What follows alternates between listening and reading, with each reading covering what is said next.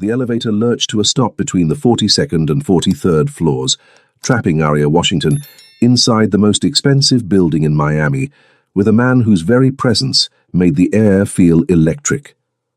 She clutched her insulated delivery bag tighter, acutely aware of how her worn sneakers and faded uniform contrasted with his perfectly tailored black suit. The Korean man stood impossibly still, his dark eyes fixed on the emergency panel where red lights blinked ominously. "The engineers said it would take hours to fix," he said, his voice carrying an authority that made her pulse quicken. When he turned to look at her, Aria felt something shift in her chest, a recognition she couldn't name. "But you're not an engineer, are you?" Aria's fingers traced the small toolkit she always carried, the one her father had given her before he died. "No, sir. I'm just someone who delivers food." She paused, studying the panel with eyes that had learned to see solutions where others saw problems. But sometimes the simplest problems need the simplest solutions. What she didn't know was that this elevator malfunction was no accident, and that the man watching her with growing fascination controlled half of Miami's underground empire. What he didn't know was that this delivery girl was about to solve more than just his engineering problem. She was about to solve the emptiness he'd carried in his chest for years. Welcome to Korean Mafia lovers. Hey there. Please drop a comment telling us where you're watching from, and don't forget to subscribe to the channel. Your support makes all the difference for us to keep creating these emotional stories. Aria Washington balanced 3 delivery bags on her hip as she navigated through the marble lobby of the Meridian Tower, Miami's most exclusive residential building. The 45-story glass monument to wealth and power made her feel like an ant among giants, but she'd learned long ago that confidence was just another delivery she had to make. Fake it till you make it.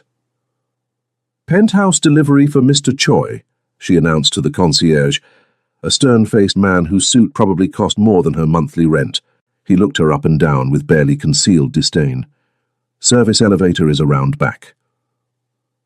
"The service elevator is broken," Aria replied evenly, having already tried that route.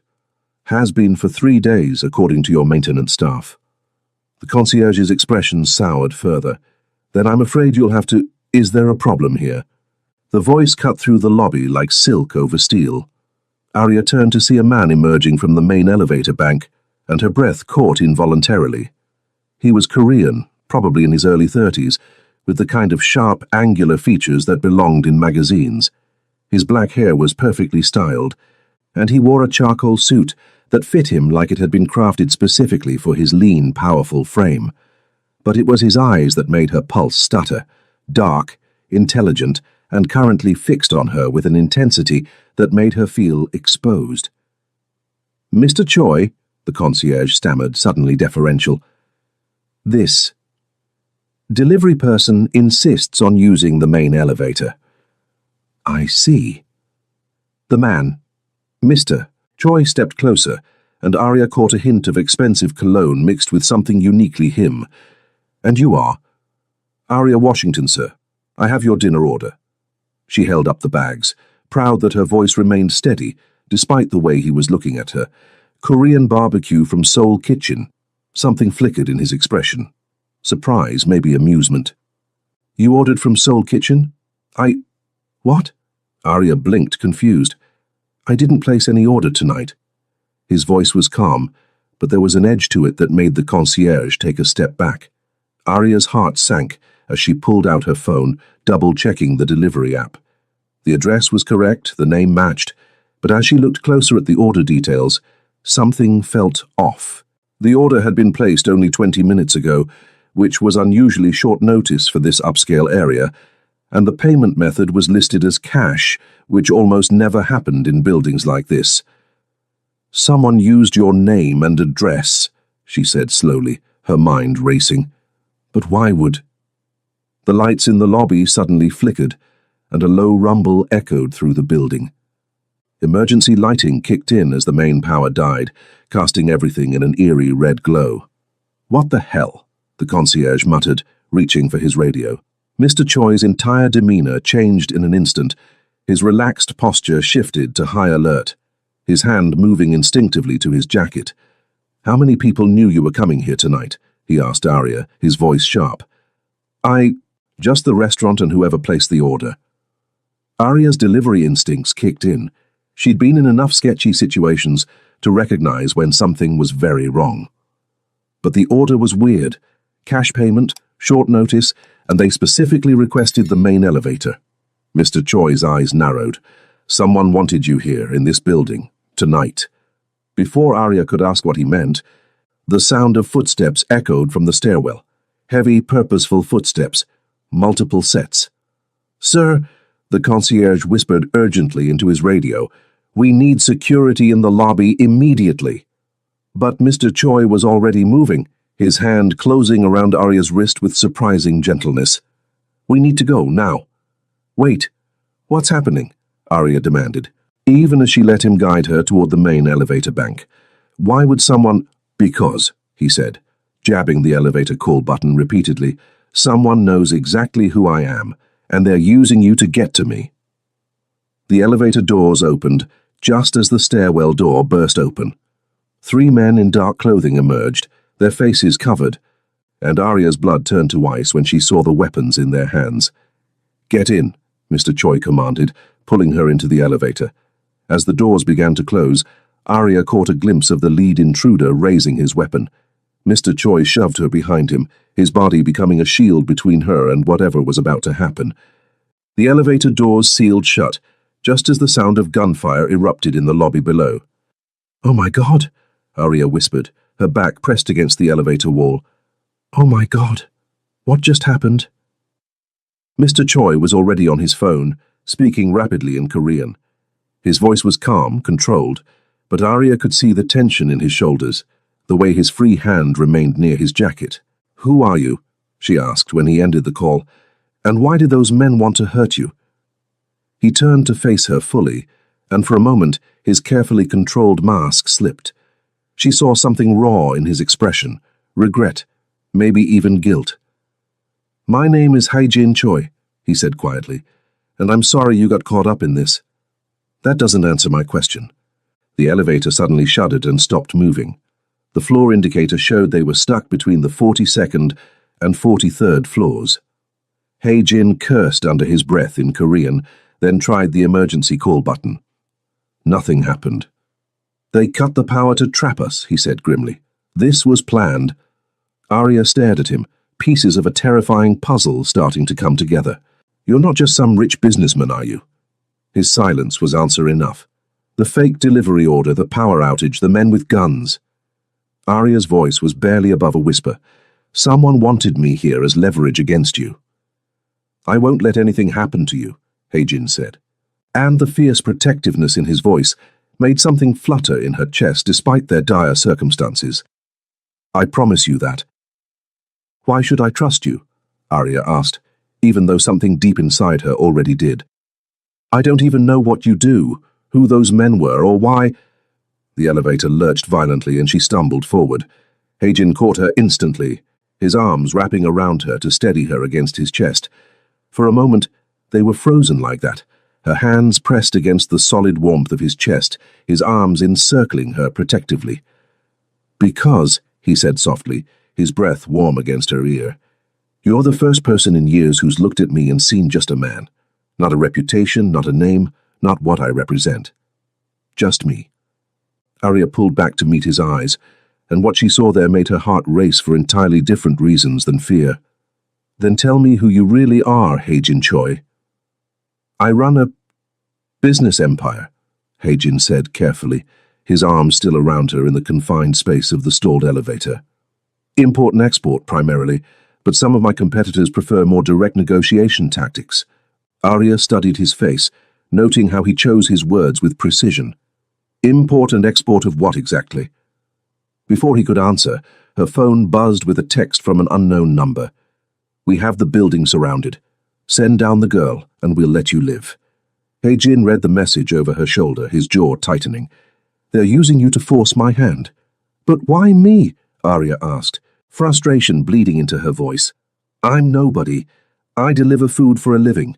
I drive a 10-year-old Honda and live in a studio apartment in Little Haiti. What could they possibly gain from—" "You're not nobody," Hae-jin interrupted, his voice fierce. And the fact that they chose you specifically means they've been watching me. They know. He trailed off, but Arya caught the implication. They know what? That I've been ordering from Soul Kitchen every Tuesday for the past 2 months, he admitted quietly, always requesting the same delivery driver. Arya's eyes widened. You've been requesting me specifically. A flush of color appeared on his sharp cheekbones. You always smile when you hand over the food, even when I can tell you've had a long day. Even when the concierge treats you like dirt, you still smile. Do you have any idea how rare that is in my world? Something warm unfurled in Arya's chest, but she pushed it down. So they used your interest in me to set a trap. It appears so. Hai-Jin pulled out his phone again, scrolling through messages with growing tension. My security team is en route, but they're dealing with roadblocks and traffic diversions. This was coordinated. Arya looked around the elevator, her mind shifting into problem-solving mode, a skill she'd inherited from her father, who'd been an electrician before his death 3 years ago.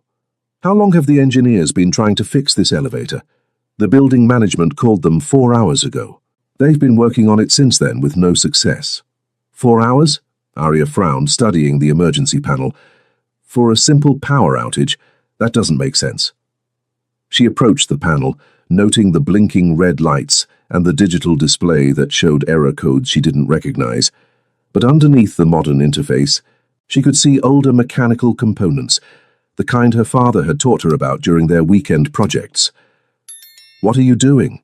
Hai-Jin asked, as she knelt down and opened the small toolkit she always carried.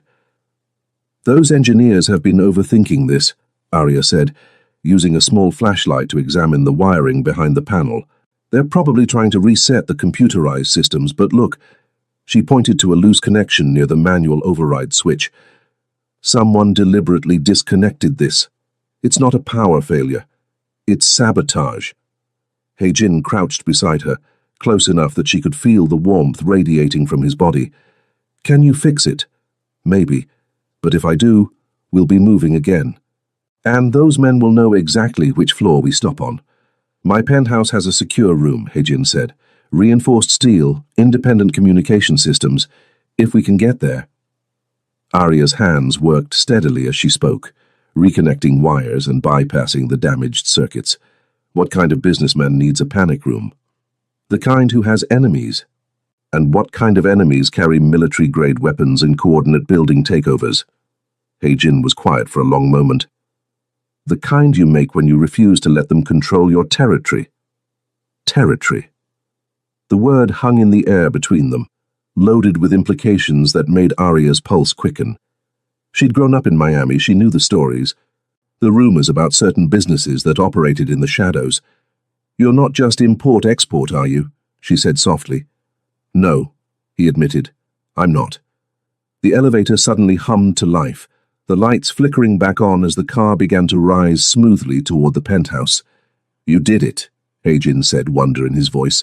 4 hours of engineering work, and you fixed it in 10 minutes. Sometimes the simplest problems need the simplest solutions, Arya replied, echoing her father's favorite saying.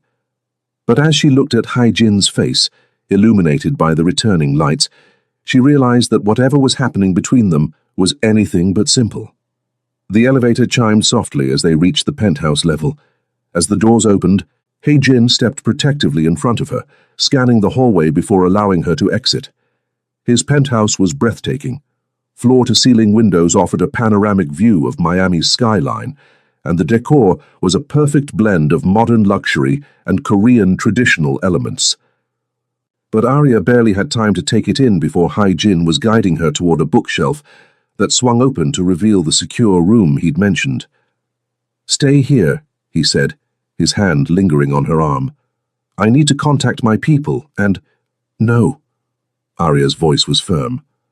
I'm not hiding while you handle this alone. Those men used me to get to you, which means I'm already involved whether I like it or not. Arya, you don't understand the kind of danger. Then explain it to me, she challenged. Stop treating me like I'm fragile. I've been taking care of myself since I was 18. I work 3 jobs to support my younger brother's college tuition. I've delivered food to drug dealers and gang members and corrupt politicians, And I've never once backed down from a challenge. Heijin stared at her for a long moment, something shifting in his expression. You're not what I expected. What did you expect? Someone who would run. Someone who would blame me for putting them in danger and demand to be taken somewhere safe. Arya stepped closer to him, close enough to see the flecks of gold in his dark eyes. I'm not running anywhere. Not until I understand what's happening and why someone thought they could use me as a pawn in whatever game this is. It's not a game, Heijin said quietly. It's war, and the stakes are higher than you can imagine. Before Arya could respond, the sound of shattering glass echoed from the main living area. They weren't alone in the penthouse anymore. Heijin moved with fluid precision, drawing a sleek black pistol from his shoulder holster as he positioned himself between Arya and the sounds of intrusion. His transformation was complete. Gone was the polite businessman, replaced by someone who clearly knew how to handle violence. How many?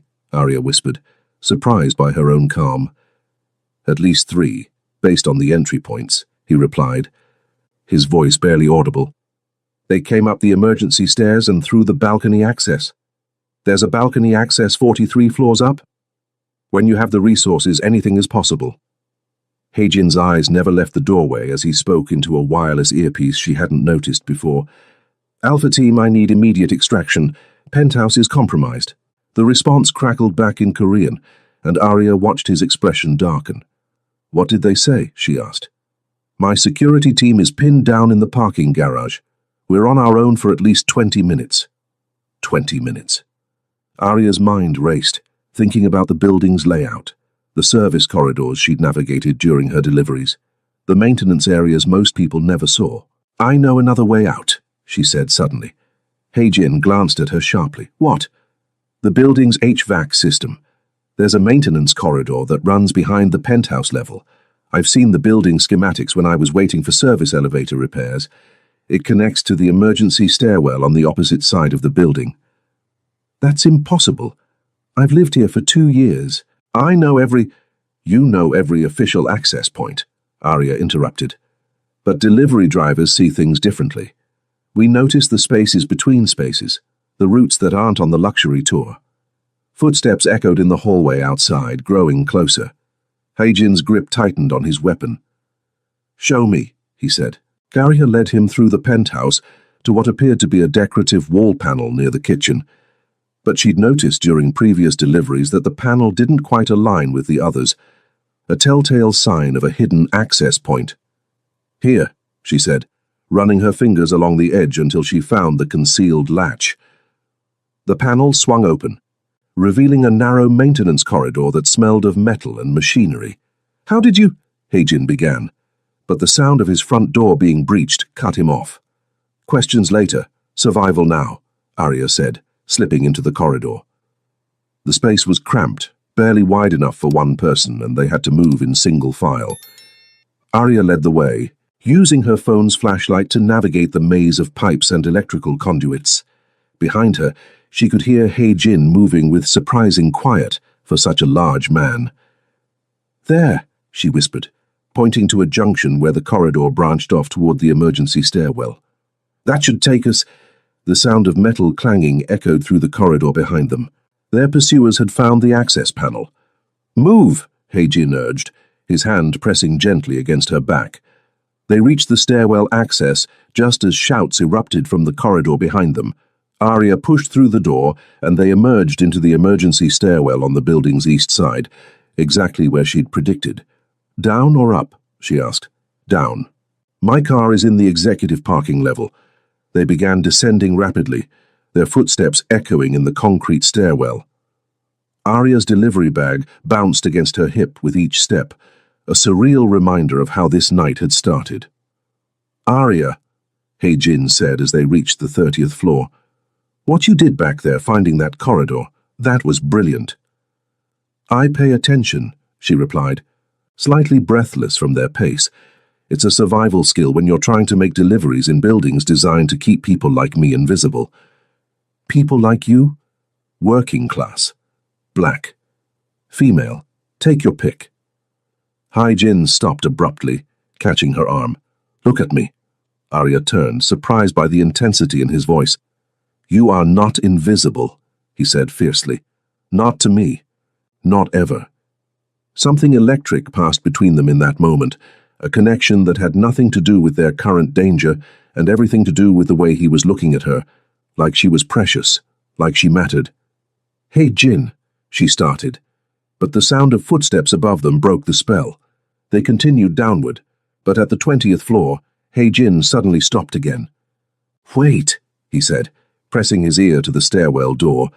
"I hear voices. They have people positioned at the parking levels too." "Then we're trapped," Arya said, her heart sinking. "No."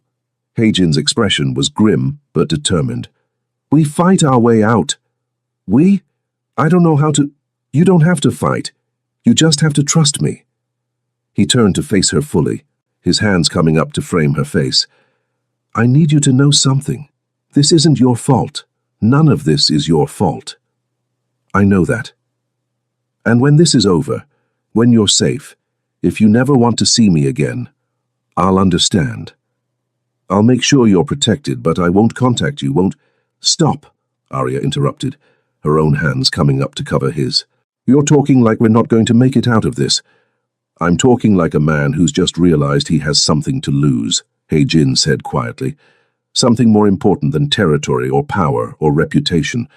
The footsteps above them were getting closer, and Arya could hear radio chatter echoing down the stairwell. But in that moment, with Heijin's hands warm against her face and his eyes holding hers with desperate intensity, the danger felt secondary to the truth hanging between them. "What are you saying?" she whispered.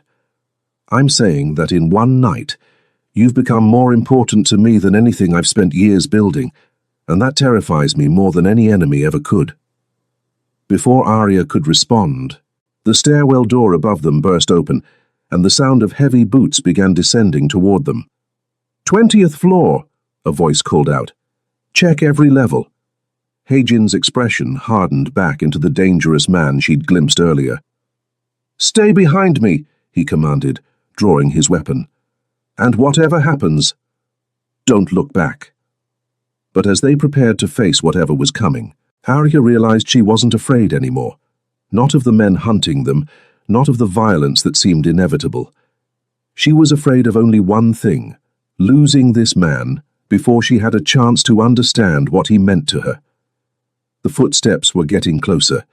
It was time to find out if they were strong enough to fight for whatever was growing between them. The stairwell erupted into chaos as Heijin engaged the first wave of attackers. Arya pressed herself against the concrete wall, watching in stunned silence as the man she'd thought was just a businessman moved with lethal precision. Every shot was calculated, every movement efficient and deadly. But there were too many of them. The parking garage. Heijin called to her between bursts of gunfire. "We need to reach my car."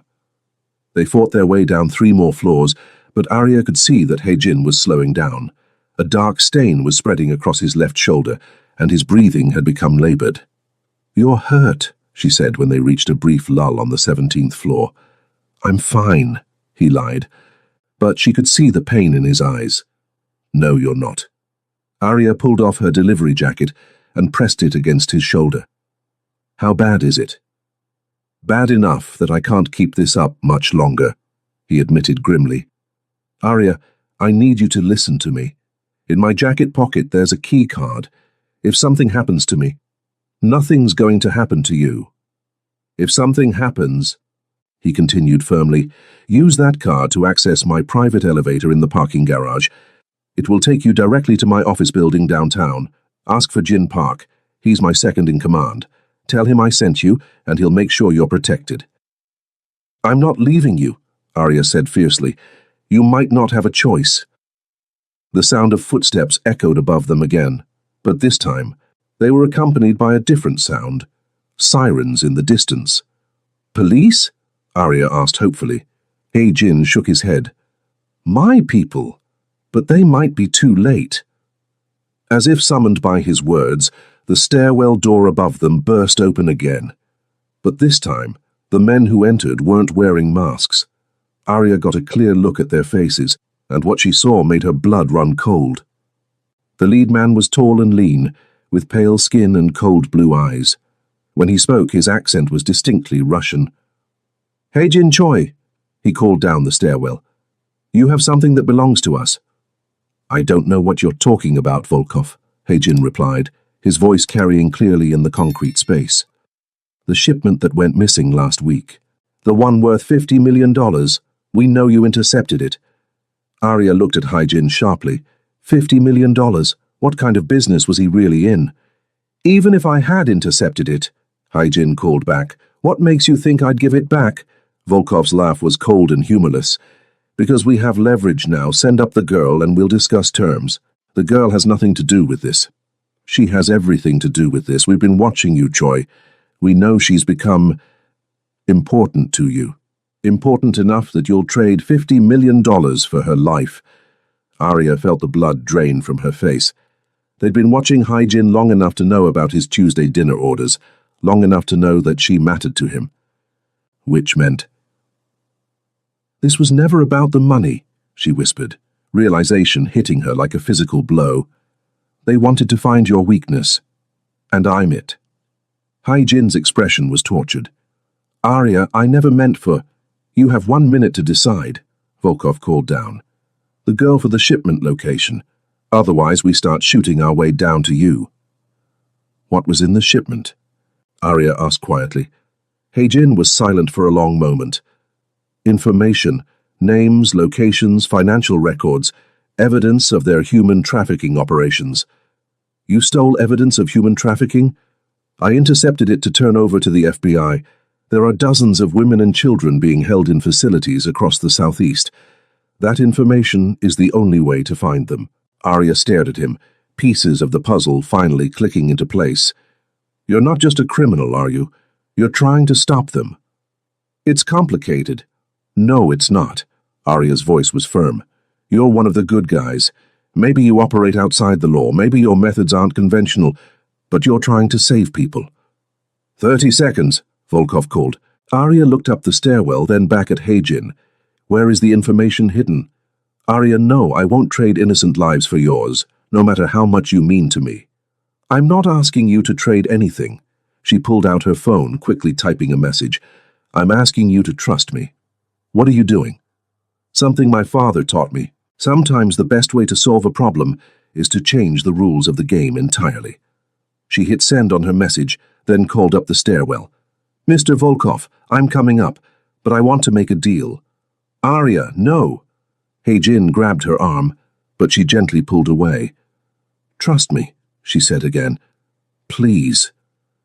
Against every instinct screaming at him to stop her, Hai-Jin watched as Arya began walking up the stairs, her hands visible and empty. "I'm not armed," she called to Volkov, "and I'm not trying to escape. I just want to talk." She reached the landing where Volkov and his men were waiting. Up close, the Russian was even more intimidating, but Arya forced herself to meet his cold gaze. "You want to trade me for information about your trafficking operations," she said calmly. "That's right. But here's the thing. I just sent a text message to my contact at the Miami Herald. In exactly 10 minutes, if I don't send a follow-up message, they're going to publish a story about the Korean businessman who's been helping the FBI track down human trafficking rings, complete with photos of this building and descriptions of tonight's events." Volkov's expression darkened. "You're bluffing." "Am I? Check the news feeds in 10 minutes and find out." Arya's voice was steady, but her heart was pounding. "Or you could cut your losses and disappear before every law enforcement agency in South Florida converges on this location." "You think you're clever. Little girl." "I think I'm someone who pays attention, and I've been paying attention to you, Mr. Volkov. I know you're not just some random criminal. You're FSB, aren't you? Former Russian intelligence, which means you understand the value of strategic retreat when an operation is compromised."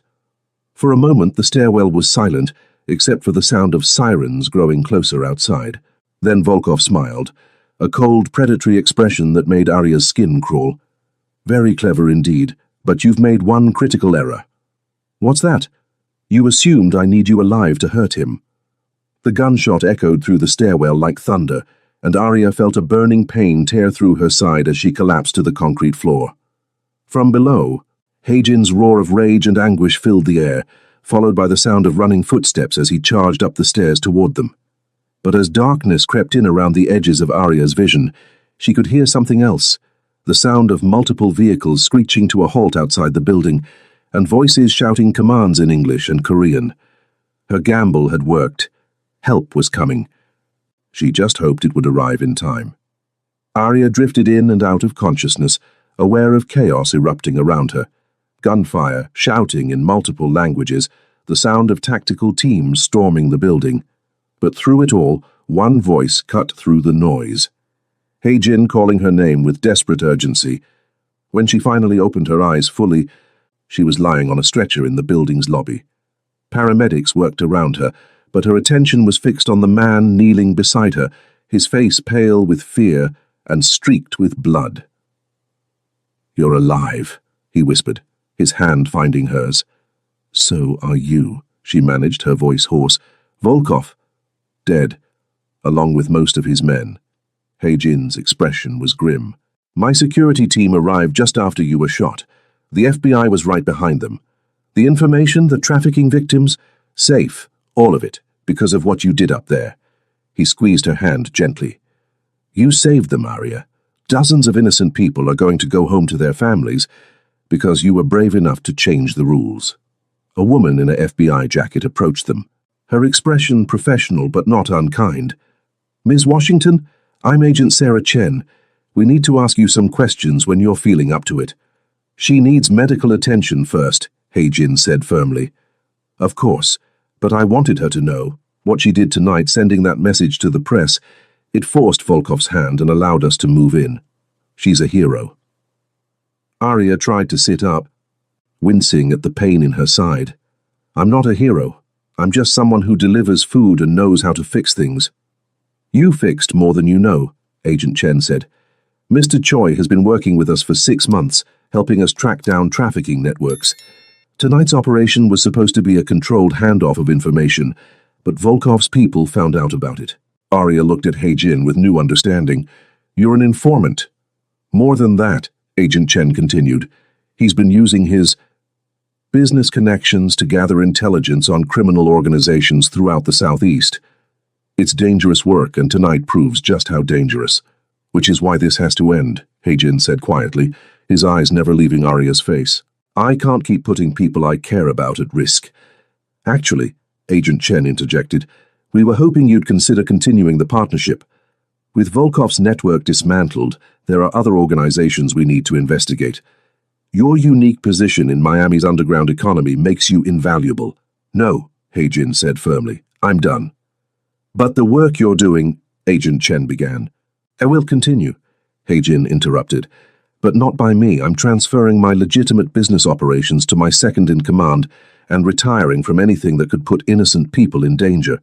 Arya studied his face, seeing the finality in his expression. "You're really walking away from everything?" "Not everything." His thumb traced across her knuckles. "I'm walking toward something more important." The paramedic cleared his throat. "We need to get her to the hospital now." As they lifted her stretcher, Heijin walked alongside, never letting go of her hand. "Arya, I need you to know something." "What?" "When you were lying there bleeding, when I thought I might lose you before I ever had the chance to tell you how I feel," his voice broke slightly, "I realized that everything I've been fighting for, everything I've built, none of it matters if I don't have someone to share it with."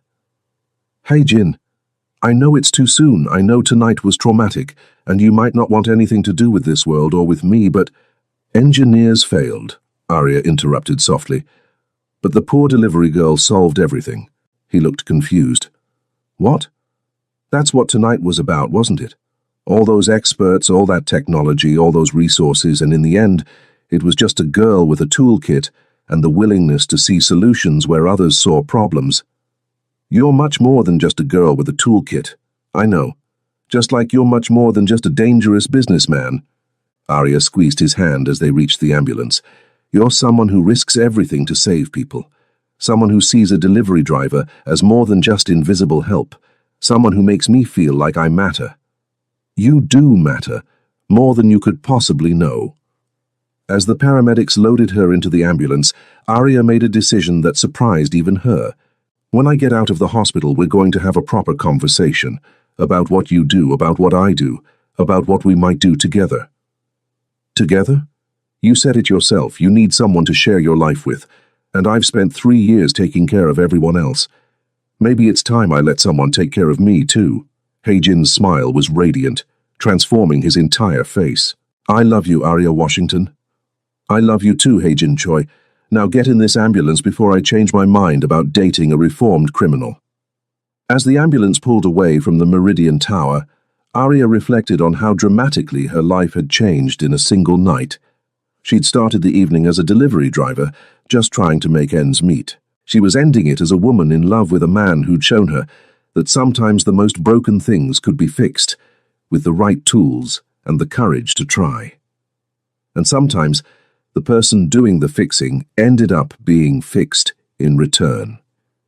Years later, Arya stood in the kitchen of their waterfront home in Coral Gables, preparing lunch for the staff of the Choi Foundation, the non-profit organization she and Heijin had built together to combat human trafficking and support survivors. The foundation operated from a gleaming office building downtown, but their real work happened in safe houses, counseling centers, and legal aid clinics throughout South Florida. Heijin's business connections had proven invaluable in the legitimate world, and Arya's problem-solving skills had made her a natural at developing innovative support programs. The Seoul Kitchen delivery is here, Heijin called from the front door, and Arya smiled at the familiar joke. They still ordered from the restaurant every Tuesday, but now it was delivered to their home office where they worked side by side. Tell them to put it in the conference room, she called back. The survivor advocacy meeting starts in 20 minutes. She heard footsteps approaching and turned to find Heijin watching her with the same intense gaze that had captivated her that first night in the elevator. Some things never changed. What? She asked, wiping her hands on a dish towel. Just thinking about how different our lives are now. Different how? 3 years ago, I was a man with everything and nothing. Power, money, respect, but no real purpose beyond survival. No one who knew the real me.